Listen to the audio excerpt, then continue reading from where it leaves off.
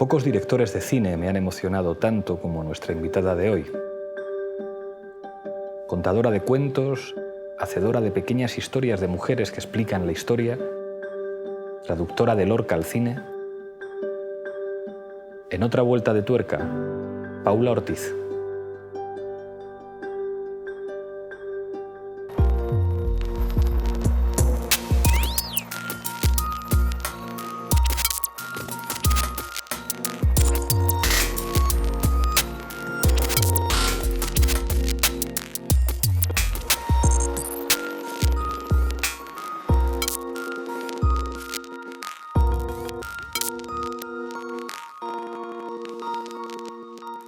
Paula Ortiz, bienvenida a otra vuelta de tuerca.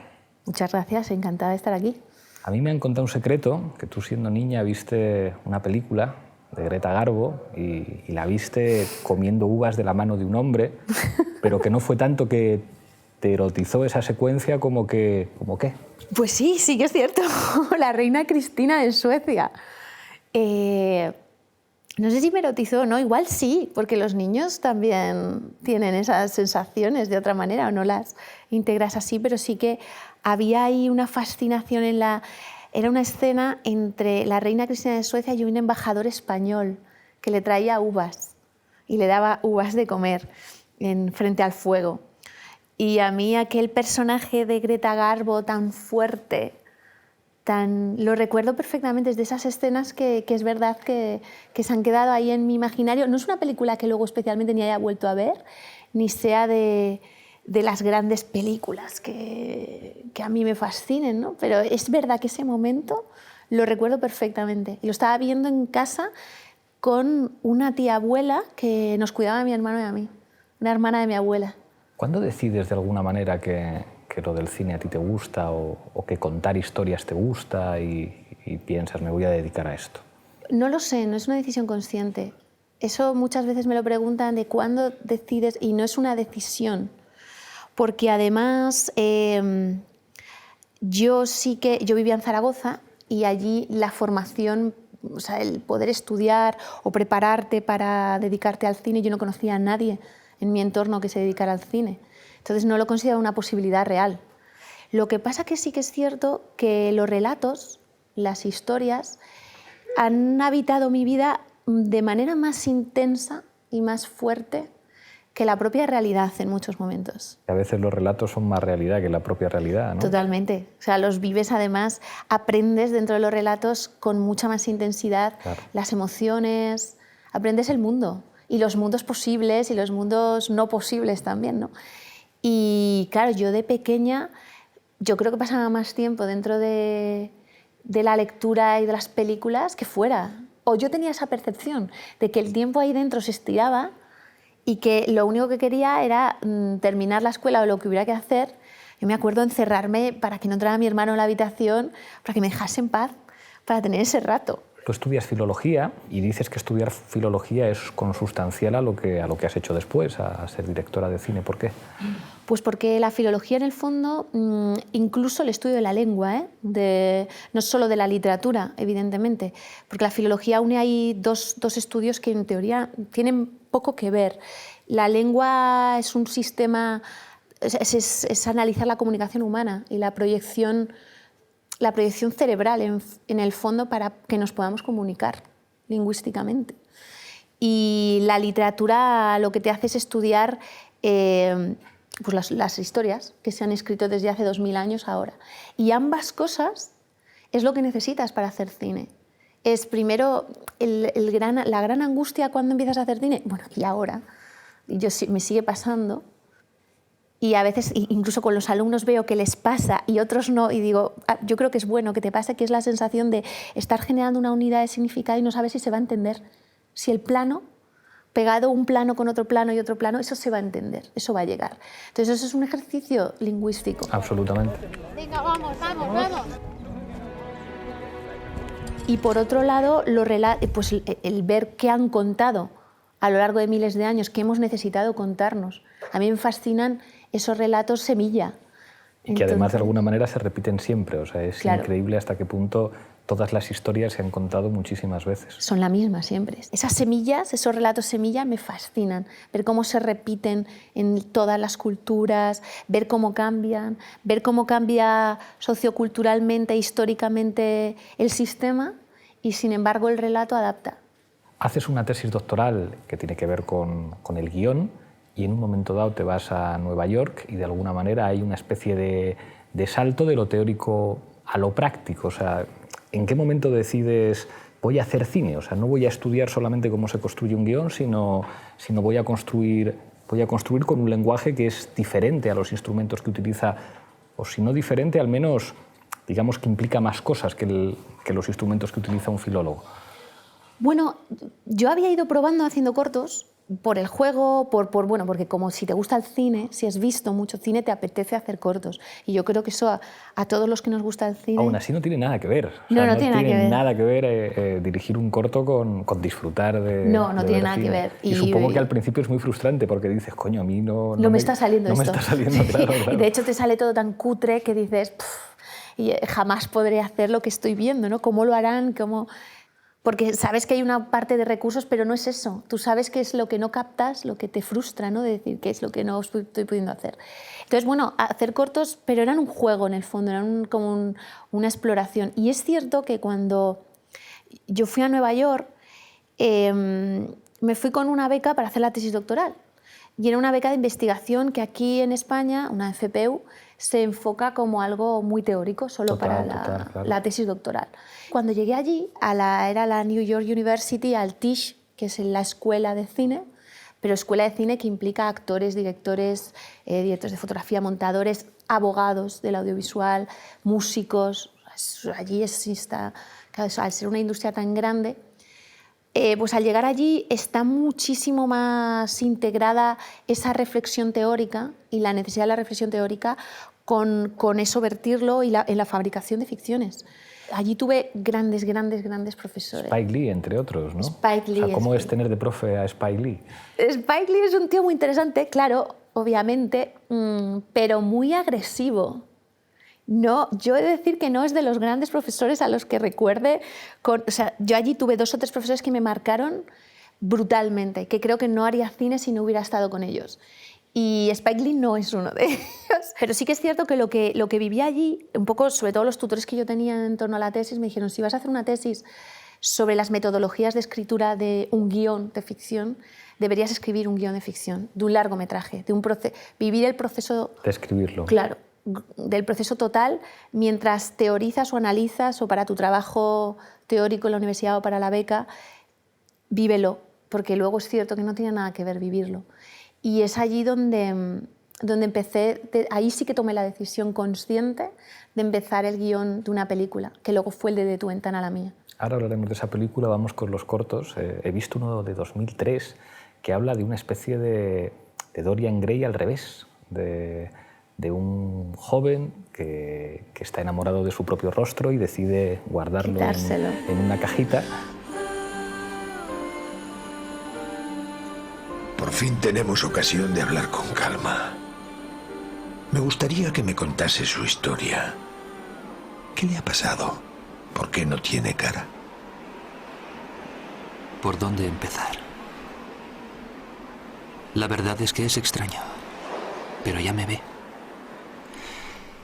Aquí estoy, sin rostro. ¿Cuál es la moraleja de esa historia? Porque el momento en el que termina con los niños jugando con el rostro, me lo he visto 2 veces y es como, ¿cuál es la historia de este cuento? Porque es un cuento. Sí, es un cuento. Bueno, ese cuento, ese corto, El rostro de Ido, yo lo hice muy inconscientemente. Fue durísimo para mí aquel corto porque fue la primera vez que nos dieron una beca de producción en la Diputación de Zaragoza y entonces pudimos hacer un semirodaje profesional que teníamos todos 20 años. Y bueno, nos pasó de todo y nos dimos cuenta de lo que era hacer cine, de lo que es el oficio, que es francamente duro en cuanto a la resistencia física y mental. Y aquel corto fue tremendo. En aquel corto además yo conocí a Carlos Álvarez Novoa, fue muy fundacional para mí. Y como moraleja, era un corto sobre el paso del tiempo, sobre todo.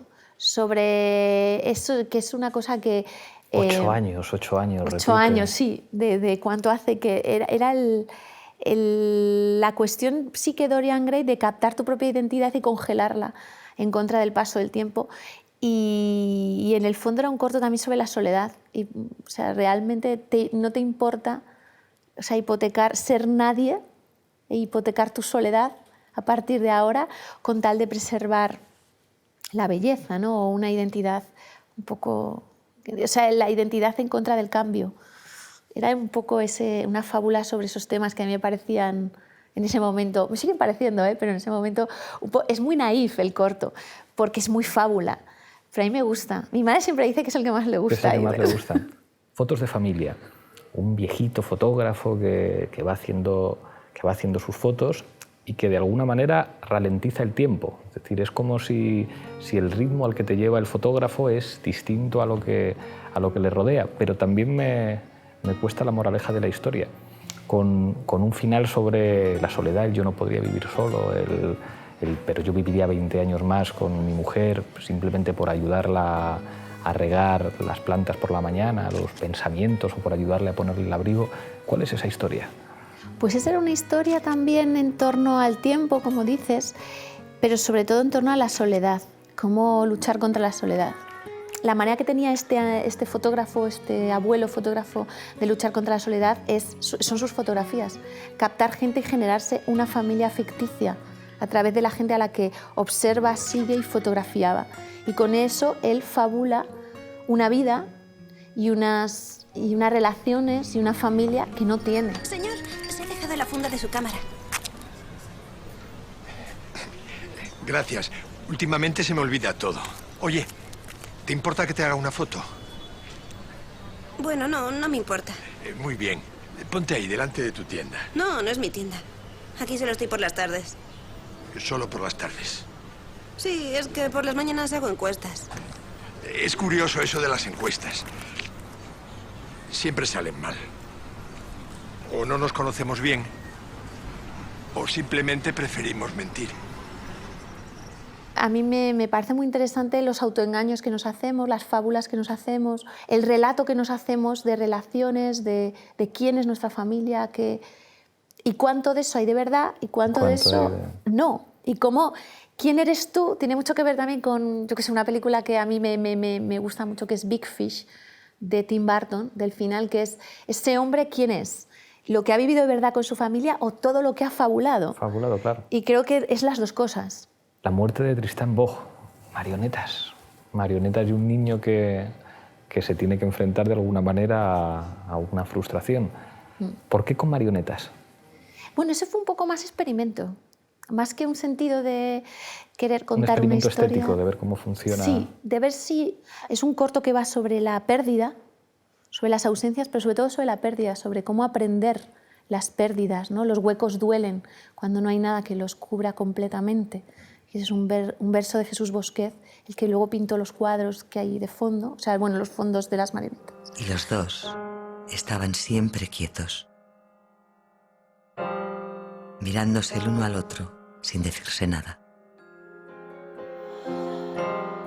Los huecos duelen cuando no hay nada que los cubra completamente. Y ese verso era intentar ver si esa emoción de la pérdida se podía transmitir con un muñeco que no cambiaba de cara y una muñeca que no cambiaba de cara, con alguien que, o sea, es puro efecto Kuleshov. Absolutamente, claro. La sopa, la Exacto. mujer y Si el con el niño mismo, muerto. es ese experimento. Si con el mismo rostro puedes generar un relato en el que te emocione A través del montaje, que esa es la magia del... Claro, y por eso el usarlo con marionetas. A mí además me gustan mucho los títeres, siempre me han gustado mucho, me gusta ese mundo del artificio tan depurado del títere. Hay un documental en el que de alguna manera tratas, quizás por primera vez, la cuestión de la memoria histórica, hablando de esperanza con una técnica que yo creo que aparece después en tu primer largo, que es contar la historia a partir de una pequeña historia de una mujer, en este caso Esperanza, que está en el maquis, que termina en la cárcel. ¿Qué es lo que rodea que te aventures a una cosa así en un país donde hacer cine y memoria histórica es una rareza y está muy mal visto? y sigue estando mal visto, hay que justificarlo. Claro, claro. Que dices, bueno, esa es una de las razones de la existencia del cine, la memoria también, ¿no? Y sin embargo hay que justificarlo cada vez. Bueno, esto fue medio encargo porque era un proyecto de un grupo de profesoras del Seminario Interdisciplinar de Estudios de Mujeres de la Universidad de Zaragoza, que estaban haciendo unas unidades didácticas para secundaria de las mujeres en las guerras, del papel que habían jugado las mujeres en la guerra. Y entonces, bueno, a mí me hablaron de las mujeres del maquis, de cómo había una mujer que vivía en Zaragoza, que se llamaba Esperanza y que había formado parte del maquis. Y ellas querían contar esa parte. Bueno, esta mujer ahora vivía en Zaragoza, vive ahí en un barrio con una pensión mínima. ¿Y vive todavía? Vive. Yo la vi hace 2 años. Y además se me acercó y me dice, ¿no te acuerdas de mí? Yo como que no me voy a acordar de ti con la de horas que he estado contigo y editándote.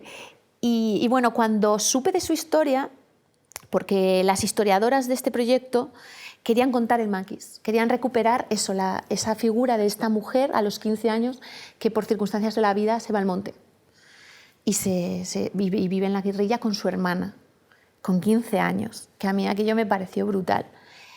Pero es que cuando ella me contó toda su vida, yo dije, es que esta mujer es una guerrillera, es una guerrera, toda su vida es eso, toda su vida fue saltos como el de lanzarse al maquis. Y entonces, claro, hicimos este documental, ya se convirtió en un poquito más del ejercicio que era para la unidad didáctica, el hecho de ver una mujer que había vivido en el monte, que se había exiliado a Francia, que al intentar volver para ver a su hermana, la cogieron, la metieron en la cárcel, estuvo 20 años, de los 22 a los 42. Que en aquel momento me pillaba a mí, yo no sé cuántos años tenía cuando hice esto, 25, 26 años, yo decía, me meten ahora mismo en la cárcel y me sacan a los 42. Y que ella, de hecho, todavía tengo la idea de eso, reflejarlo en una película. Cómo contaba, ella entró en el año 48 en la cárcel y salió en el año 68. Entonces, claro, el mundo había cambiado. Ya no sabía lo que era un semáforo, no que era... Eso me parecía tan fascinante. Y yo se lo decía a las historiadoras, digo, no es que no sea fascinante el maquis, pero ya hemos oído. Yo sí he imaginado, fabulado por lo que han contado y lo que he leído, cómo era la vida de los guerrilleros. Pero no me puedo imaginar cómo es la historia de una mujer que ha estado 20 años en ese proceso de modernización de un país tecnológico y salir y encontrarse con todo eso. ¿Qué opinas de lo que...? Yo esto siempre me cabreo y además ahora no puedo hablar mucho de eso, pero digamos el cine español y la memoria histórica. Monedero con mucha mala leche dice siempre, no, porque los italianos tienen Novecento y nosotros tenemos la vaquilla. La frase es cruel, pero... Sí, pero... y es cruel con Berlanga, pero hostias, tiene una parte de razón. O sea, yo creo que el cine de memoria es lo que fija las historias nacionales. Las historias nacionales no las fijan los historiadores. La memoria sobre el pasado se construye en la retina. Es decir, uno no piensa el pasado como lo recuerda, sino como el cine, de alguna manera, le enseña Totalmente. a recordarlo. Que en el caso de España da la impresión de que el siglo XX es un siglo tabú. O sea, en la Guerra Civil parece que tiene que venir Ken Loach a hacer una película que a mi juicio es una película sobre la guerra civil dentro del bando republicano y muy pegada a homenaje a Cataluña de Orwell, pero con muy poquitas excepciones. Hay muy pocas películas que hayan tratado de explicar políticamente la guerra civil o de hablar del fascismo, aunque la guerra civil y el franquismo haya podido ser, digamos, el contexto de muchas películas que se han hecho, pero nada que ver con otros ejemplos del cine europeo. ¿Qué problema tiene España con eso? Bueno, el mismo problema que tenemos a muchos niveles educativos, de debatir la transición, de debatir quiénes somos y cuál es nuestra identidad. Es lo que estás diciendo, la identidad es verdad que se cristaliza a través del relato que nos contamos, un poco lo que estábamos hablando de Fotos de Familia. Somos lo que fabulamos que somos, ¿no? Y en esa fabulación debe haber una reflexión, debe haber... Y hemos huido de ella, de la misma manera que se ha huido en la transición de todo lo demás. O sea, es que es el reflejo, yo creo que de lo demás. Y educativamente nunca se llega a contar el franquismo, nunca. Entonces no nos lo contamos no se cuenta en el cine, no se cuenta en la música, no se cuenta, en la literatura sí, pero bueno, y no. Sí y no, ¿no? Sigue habiendo que justificarlo y sin embargo hay en el cine español a la vez, en el público, yo me acuerdo incluso cuando tú entras en la mía, era como otra película de la guerra civil y digo, es que ni siquiera va de la guerra civil, ni está situada, pero en la sensación general es otra película de la guerra civil. Total. Cuando no hay películas de la guerra civil, no nos hemos contado, de verdad son contadas excepciones y contadas excepciones que han tenido que ir, bueno, a los códigos a veces más, pues más esenciales, lo que hablas de a la distorsión de la vaquilla, a la sátira en su momento. La sátira y además en este caso que es una película que es evidente en el momento en el que está hecha. O sea, la Piporra, que es un personaje inverosímil en los años 30, sin embargo es la manera como en los 80 españoles de las grandes ciudades, cómo representar a un homosexual identificando la Segunda República pues como una cosa de cierto cachondeo y en última instancia pues reconocer que la guerra civil es una desgracia meteorológica que pasa sobre españoles que al fin y al cabo son tan parecidos, ¿verdad? En esa escena en la que están intercambiando el tabaco, dale una hostia, que dice... Sí, sí. Es como... Y dices, claro, y al final el problema de que España es la vaca muerta y pobres españoles y de alguna manera apuntala a una idea de la reconciliación que no permite problematizar lo que eso significa. Exacto. Y las consecuencias. O la de Trueba, que es la versión de Javier Cercas de Soldados de Salamina, que es fílmicamente a mí me gusta, pero el mensaje me parece terrible. En este caso España es el paso doble, el baile con... Y vuelve a ser terrible porque establece ese contraste entre presente y futuro como de absoluta separación y siempre además contando como... O sea, ¿cómo decir? No hay nada que se parezca al cine que se hace en Europa para reivindicar a los aliados y para reivindicar el antifascismo como una cosa vinculada a la democracia. Nada que ver. La memoria histórica que hay, por ejemplo, del Holocausto, claro. Es brutal, claro. En todos los países. No solo la memoria que ya se ha encargado Estados Unidos de hacer del Holocausto, Estados Unidos, sino toda la que hay en Europa. Es que es increíble la literatura y sobre todo el cine. Pero, no sé, el otro día yo me acuerdo, estábamos viendo en clase El lector de Daldry, que es una película interesantísima. Yo, claro, volví a pensar, digo, ¿seríamos nosotros capaces de hacer una película como El lector que cuestionase tantísimas cosas? O sea, además a tantos niveles de presente teóricos que los hablan. Claro, también pone un profesor, pero bueno, se genera la tesitura de la pregunta y de las ambigüedades. Y a mí me entristece un poco cómo además aquí no se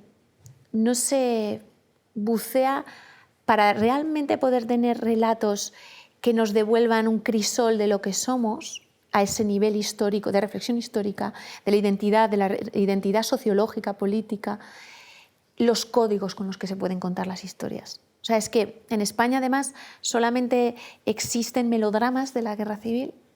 Total. Existen como mucho eso, alguna sátira, donde reírte un poco de Franco, de nuestros clichés, que es un poco la tradición en la que nosotros hemos sido muy buenos siempre, porque sin llegar a ser Valle Inclán, pero bueno, en ese esperpento, ¿no? Que es donde... O Quevedo, ¿no? Ojalá llegara a ser Valle Inclán. Ojalá se llegara ahí, pero bueno, es un código en el que nos hemos sentido cómodos, pero no en otros, no en la misma fábula moral, en la misma... Y tampoco a mí otra cosa que también me sorprende, porque cuando hemos hecho ahora nosotros el proyecto de La novia, de Bodas de sangre, de Lorca, ha habido que justificarlo tanto, pero justificarlo una y otra vez. Y no deja de sorprenderte el decir, primero una figura como Lorca, que cada vez que a mí me decían ¿por qué Lorca?, llega un momento para decir ¿y por qué no? O sea, creo que no habría que contestar a la pregunta de ¿por qué Lorca? Y molesta.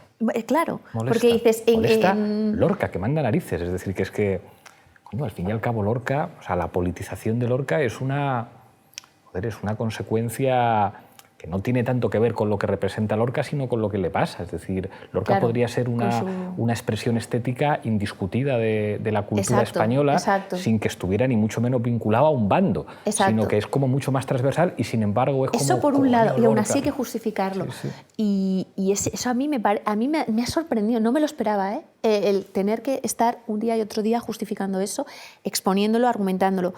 Y por otro lado está también el hecho de no haber reflexionado sobre lo anterior a la guerra civil. O sea, claro, el proceso anterior. Sobre todo ahora. Cuando yo lo digo, a propósito de la novia y de Lorca, claro, te miran como diciendo, ¿cómo te metes ahí? No, ni siquiera lo nombres. Y estás frivolizando. Yo, no, lo estoy diciendo consciente y profundamente. Lorca fue la cristalización estética y ética de una educación y un libre pensamiento. Y que aquí estamos en un momento muy parecido de sensibilidad, ahora, hoy, y por eso creo que es tan necesario. Eso no se quiere hablar, ni se quiere hablar de cómo se llegó a la guerra civil, es decir, el proceso total, el proceso sociológico, el proceso estético, el proceso ético, la bomba que había ahí, cultural, a todos los niveles. De país agrario, de lo que significa la mujer, o sea, los paralelismos que se podrían establecer con Italia y con el surgimiento del fascismo, es como... Sí, totalmente. Lorca, además, hay un contraste enorme. A mí el que más me ha fascinado siempre es el de Poeta en Nueva York, que dices, coño, si no lo hubieran matado, esto ya hubiera podido ser...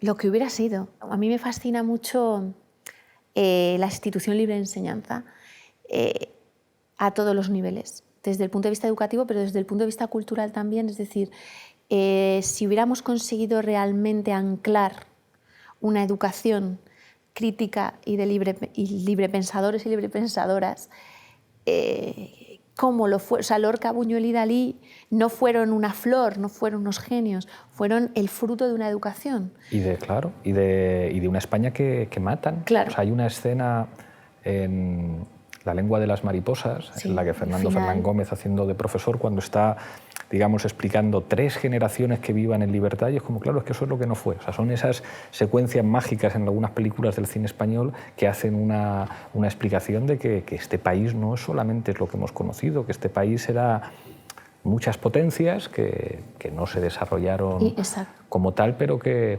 existían. Lo que podía haber sido. No se ha hecho un cine, por ejemplo, del choque del exilio cuando vuelve, o sea, de todos esos exiliados que vuelven y dicen, pero ¿qué le han hecho a mi país? O sea, y que incluso se encuentran con la oposición democrática y dicen, España no era solamente esto. Y claro, si no hay una reconstrucción histórica y una resignificación de todo esto, es muy difícil hacer un proyecto de país nuevo. Es una de las cosas que yo creo que odian de nosotros. Es decir, el que no planteemos que haya una suerte de revancha, una suerte de venganza, porque es muy difícil que los perdedores, digamos, salgan de sus tumbas y se venguen de los vencedores, pero sí, digamos, una relectura del pasado que diga, oiga usted, mi país no es lo que dice usted que es mi país y lo que usted representa y lo cutre y el país en el que no se puede hablar de política pero se puede uno emborrachar. Es como pues todas esas cosas que tienen que ver con un país en el que hay una dictadura y en el que incluso las expresiones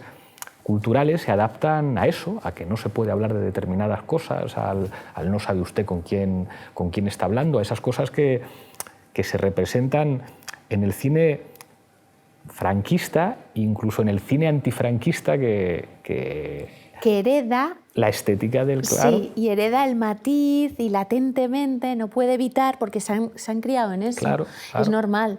Pero por eso eso lo decía Jorge Semprún con una mala leche tremendo, verdad, como sabía de cine, decirnos incluso el cine antifranquista es estéticamente franquista. Totalmente. Que es como, claro, el señorito francés, pero tiene razón.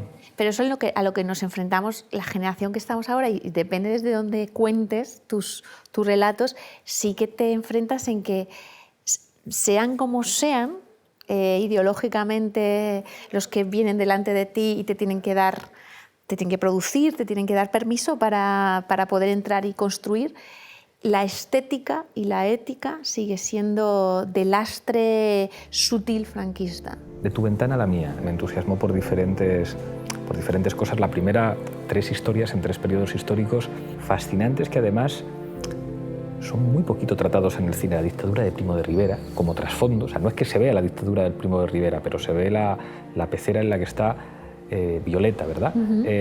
La transición y la posguerra. La posguerra, además, en un pueblo, en el campo. Hay una secuencia con Maribel Verdú, que hace de Inés, que se le rompen los huevos cuando está yendo y se pone a llorar, que es como, madre de Dios. Y los 3 filtros de color, que es que digamos como que te sitúan en las 3 épocas, y de nuevo las historias pequeñas, las historias de 3 mujeres que les cortan las alas, como decías tú en alguna entrevista, y digamos cómo se construyen, cómo se defienden, cómo intentan tirar para adelante. ¿De dónde sale esa historia, que son 3 historias, de mujeres en contextos políticos fascinantes pero completamente distintos? El inicio fue cuando estaba en Nueva York, cuando me dijeron escribe un guión, y entonces aquel profesor me dijo escribe de lo que tú creas que puedes escribir mejor que nadie.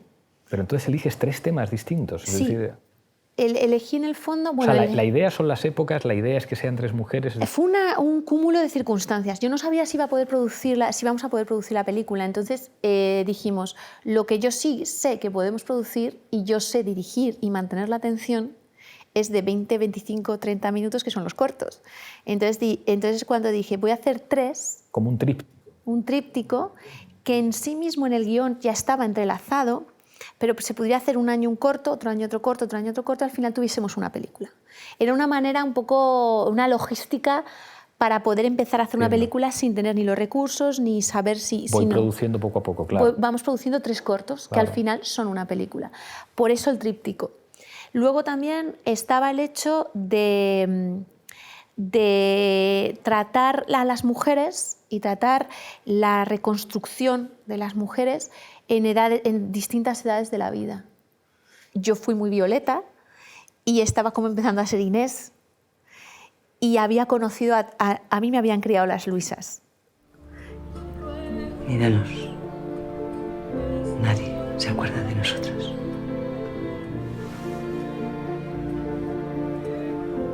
Somos 2 limones arrugados.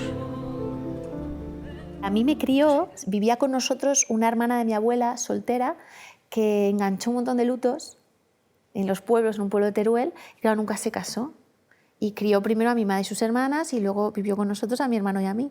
Y ella siempre decía, de mí nadie se acordará, porque ella no había tenido una vida propia, entendía que no había tenido una vida propia. No se había casado, no había tenido hijos, no había hecho nada. Y a mí aquello tantas mujeres que creían que nadie se acordaría de ellas porque no habían tenido una vida propia. Claro, y eso era una propia... metáfora de todas las mujeres en España en el siglo XX. Total. Y fue ese el espíritu de existencias y de experiencias de mujeres en esa circunstancia. Todas son reales, son tejidos de anécdotas o de mujeres que me contaron, o de la propia tía Luisa, que me crió a mí, o de mujeres que entonces yo empecé a disparar ahí a mi madre y todas sus amigas, que mi madre y todas sus amigas están jubiladas, casi todas, pero han sido profesoras de secundaria, entonces esto les gustó muchísimo, y entonces me empezaron a mandar cartas de sus madres, de sus tías, o a explicarme... Bueno, entonces empecé a ver también cómo relatos como La voz dormida se repetían y se repetían y se repetían. Todo lo que le pasa a Inés se había repetido en muchas. Claro. Y los huevos, eso fue la desesperación de una, como me contaba, que solo tenía eso. Entonces, en el momento en que volvía de casa y se le rompieron, era como si se hubiera abierto una grieta y decir, ¿y ahora qué más? ¿No? Por unos huevos. Pero es que era ya la vida atada a lo mínimo. Y están hechas de trozos de muchas mujeres reales. Hay 2 planos ahí, o sea, porque digamos que la transición sí es... O sea, digamos, es un contexto quizá en este caso como más previsible, ¿no? Es decir, hay un momento en el que ella dice estamos viejas como este país. Ahí digamos que lo explicita, sí. Es fácil de entender, y es fácil de entender porque quizá ese contexto está más cercano en la memoria. Pero claro, la posguerra civil española en un pueblo, en un ambiente campesino, en el que campesinos anarquistas, pero que más que anarquistas son campesinos, es decir, hay una politización implícita, no explícita, y que tiene que ver con las condiciones sociales. Y en la otra historia, en el contexto de la dictadura de Primo de Rivera, en esa especie como de invernadero en el que Violeta es una flor más, y es una flor enormemente delicada que en cuanto se toca se puede romper. Aquí no entra nadie. Están las flores más preciadas y esas solo las cuido yo. ¿De acuerdo? ¿Cómo te documentas para construir eso así? Porque es de una sensibilidad enorme. O sea, es que de alguna manera entras cuando estás viendo la película hasta por los filtros de color y no sé qué, es como estás dentro. Es que, bueno, a mí me gusta que yo creo que el cine tiene que son artefactos emocionales y experiencias sensoriales. En el caso de Tu ventana a la mía, es lo que dices, es cierto que la historia de Luisa ya se explicitan, y esa grisura de la transición, del final del franquismo, esas ciudades caducas, ese país que se está muriendo pero está renaciendo, es más explícito. En el caso de Inés, la cuestión de construir su mundo así era, en primer lugar, como tú dices, lo de la cuestión de la luz y el color, era tener el color, sobre todo la cuestión del color y de la atmósfera lumínica, en plenitud. O sea, es una mujer que está en plenitud, está en la plenitud de su vida. Y los colores y la luz del sol es cuando le da más fuerte, cuando todo es más fuerte. Y a la vez esa plenitud le toca en el yermo. O sea, esa generación de gente que le tocó en la inmediata posguerra y no tenían nada. ¿Y cómo sobrevivir? Además, por eso también Maribel Verdú, una mujer así, ¿no? Es decir, una flor que crece del yermo, de la nada, y sobrevive en la nada. Y era un poco esa apuesta sensorial, decir, cómo tira y recorre los caminos y es capaz de parir, amamantar y como hacer que la cosecha vuelva a crecer en medio de la nada, cuando no hay nada. Y en el caso de Violeta, hacia atrás, pues claro, son los 20 años, es la fragilidad de los 20 años, la emocionalidad de los 20 años y también esa construcción estética mucho más volátil. Violeta no toca el suelo, todo son gasas, todo son cristales, todo es agua, claro. Todo es mucho, mucho más frágil, y ella es mucho más frágil. Y era también porque, además de ser la dictadura de Primo de Rivera y contextualizar ahí, entre además las dos repúblicas, unos profesores, porque eso era una parte que se perdió de la película, que había más escenas donde esto se hablaba, eso, claro. Sobre todo del personaje de Carlos Álvarez y el personaje de Ramón Barea, que era el otro. En realidad eran dos profesores de la Institución Libre de Enseñanza y el personaje de Carlos, el tío, se había ido, como descreído de aquello ya. Entonces había generado su propio invernadero, pero era muy frágil. Entonces también era un poco el ver cómo esos momentos de intentos de tantas cosas eran muy frágiles. Incluso con las mujeres. A Violeta le dicen, la educa para ser libre, para ser bióloga, para viajar. Y eso era muy frágil. Eso luego no es así. Y en el fondo la ahoga también el tío, porque está esa doble cosa. Pero le da el aire con las cartas. Es decir, a la vez sí, impide que muera. Hay una cosa que me impresionó en esa película y después en La novia me impresionó más, y es que es verdad que en las sensaciones en el cine se pueden utilizar muchas técnicas. Yo qué sé, o sea, Lars von Trier, pues te sientas y te va a dar unos cuantos puñetazos en el estómago, entonces tienes que ponerte así a ver por dónde me va a dar. Hay otros directores que lo construyen en el guión, es decir, el guión que de alguna manera apela directamente al intelecto. Hay otras veces en las que es el ritmo, ¿no? O sea, como las películas de Tarantino o ese ritmo que tiene Alex de la Iglesia. Otras veces es la trama en la trilogía de Iñárritu con el primer guionista que tenía. Arriaga, es verdad, en Amores perros, en 21 gramos y en Babel, que se construyen como una serie de tramas que se entrecruzan y dices, wow. Y tú consigues una cosa, y es que tus películas se toquen y se huelan. O sea, y en el caso de la película de Lorca, que es creo que te lo escribía esto, o sea, Lorca hace poemas que se ven, o sea, lo de perfume de flor de cuchillo, dices, hostias, o sea, es que lo estás viendo, y eso en en las dos y sobre todo en la segunda, es decir, cómo, sin que haya elementos explícitos en el guión, sin que tenga que ver necesariamente con la construcción de la trama, la estética, o sea, una serie como de detalles, de repente te llevan. Eso nos cuesta mucho y lo defendemos mucho porque, sobre todo nos cuesta porque es una apuesta pues eso, sensorial, física, porque lo tienes que construir delante de la cámara y en el plano,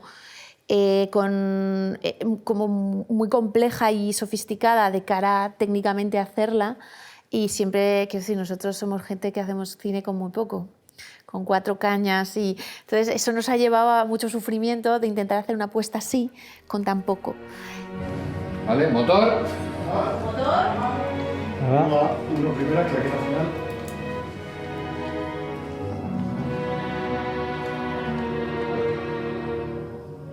Acción.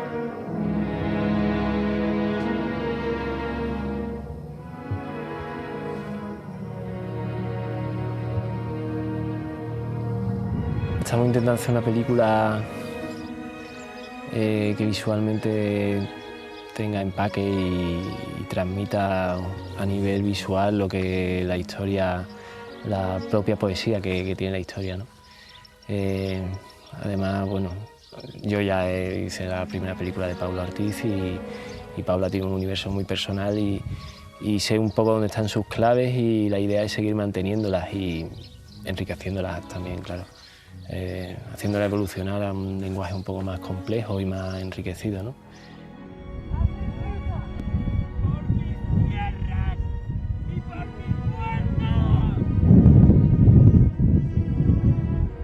La defensa de la belleza. Y la belleza es esa construcción de las formas, esa vivencia de las formas. Y eso es una traducción ética, para mí, radical. En el caso de Lorca, están de tu ventana a la mía, pero de tu ventana a la mía es más suave, es más soft todo. En Lorca era radical, era una apuesta radical. Que hay gente que es verdad que si no entras ahí, no entras. Pero si entras, ese era el viaje, porque Lorca hace una tragedia. La tragedia es una construcción ética muy radical, siempre surge en los momentos de crisis, siempre surge, todas las tragedias, las de Shakespeare, las griegas, son los relatos de las grandes preguntas, son los relatos de la gran grieta. Esa es la grandeza shakespeariana, ¿no? Que claro. Son como el te abro la universal, grieta, claro. Te abro y te hago... Y por esa grieta se cuela todo. Se cuela la pregunta que te lleva al abismo, de puede, no sé, yo siempre me acuerdo de los griegos, de ¿puede un mortal vivir sin dolor? Entonces, claro, para llegar a esa pregunta, los viajes que te hace Shakespeare, que te hace Lorca, cada uno de su manera, no tienen nada que ver, o los griegos, son viajes, en el fondo, catárticos, emocionales. O sea, de someterte a un río, tú entras al río, que te llevan pues, a una muerte, otra muerte, a ese dolor, otro dolor. Y entonces esa vivencia del dolor te deja exhausto hasta que lo puedes trascender y hacer la pregunta. Ese es el sentido de la tragedia. Entonces, en el caso de Lorca, que hace eso, con una historia mínima, una chica que se va a casar, es que da igual. Y no se quiere casar con su novio, se quiere casar con el amor de toda su vida. Vale, sí, ese motor del deseo radical. Maravilloso, pero la cuestión es cómo te metes en ese río. Entonces, para traducirlo al cine y conseguir esa catarsis emocional de la tragedia que los griegos llamaban limpieza del alma, que te provoca la limpieza como para poder realmente hacer las preguntas, tenía que ser con todos, o por lo menos en nuestra apuesta es, o juegas como Lars von Trier, por ejemplo en Dogville, que juega a la abstracción, a la sequedad, a la negación, o a lo contrario. Y ahí viene también la catarsis, porque es otro gran trágico, Lars von Trier, por ejemplo. Y en nuestro caso, pues, era una cuestión más de sublimación estética, de la sublimación de los lenguajes, de la música, de las texturas, de los elementos, de las texturas desde pues eso, los tejidos, los objetos, los colores, los elementos de la naturaleza, la atmósfera sonora, la propia palabra, que en Lorca tiene esa vivencia estética absolutamente sublimada, la cadencia de los versos. Claro, pero es que es el debate, yo creo que muy clásico, ¿no? El debate sobre la obra de arte total. Esto tiene que ver con con la completud, es decir, es como el cine como obra de arte total en la que hay arquitectura, en la que hay pintura, en la que hay el movimiento de las artes escénicas, o la obra de arte total tiene que ver con la diferencia entre lo bello y lo sublime es lo que...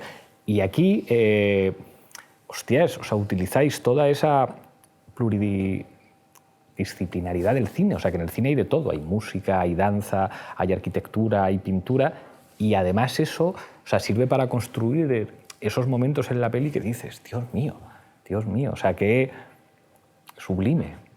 Ese era el intento. Y bueno, ya te digo que en el descreimiento actual, ese intento, como en el fondo eso es una apuesta estética muy radical que lleva a unas preguntas éticas, es curioso porque La novia lo que ha provocado es que mucha gente entre y sí que le haya provocado ese viaje catártico y lo haya vivido y lo haya agradecido, y gente que precisamente esa ironía posmoderna no le deja entrar. No le deja entrar y no ha entrado. Y acusa, solo se queda con que es una propuesta estética. Qué guay la fotografía, sí, ¿no? Ya. Sí. Que es, la gran crítica ha sido el esteticismo. Tú sabes a lo que vengo. Mi hijo tiene y puede. Mi hija también. ¿Tú sabes lo que es casarse, criatura? Un hombre, unos hijos y una pared de 2 varas de ancha para todo lo demás. Ayer me dijeron las vecinas que te habían visto al límite de los llanos. ¿Eras tú? No. Tú conoces a la novia de mi hijo. La chica tuvo un novio. ¿Quién fue el novio? Leonardo.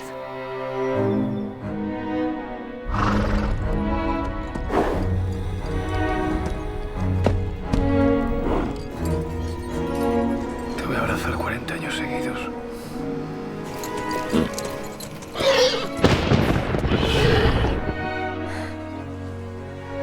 Tú quieres a tu novio. Pues yo es que sí que creo que estamos en un momento de necesidad de ese tipo de experiencias y de relatos, precisamente por el mismo momento social y político, porque se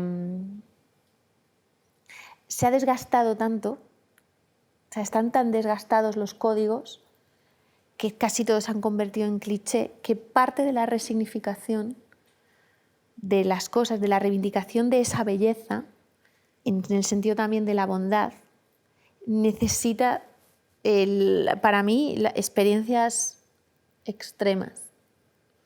Y necesitan preguntas extremas o preguntas radicales, esenciales. Y eso hay que justificarlo una y otra vez por qué hacer películas así, porque no es lo que se quiere. Se quiere algo que a mí me molesta mucho, como lo dicen algunos productores, que es el relato que funciona. Estamos llegando al final, te voy a hacer el cuestionario. Una película que te haya marcado. Ordet, de Dreyer. No la he visto, o sea, la tengo que ver entonces, ¿verdad? Sí. Un libro. Pues mira, te diría, depende de cómo me pilles, te diría que Poeta en Nueva York, te diría que El Principito y te diría, si soy honesta, La historia interminable. De Michael Ende. Sí. Ese sí que a mí, ese fue un momento iniciático. Total. Un maestro.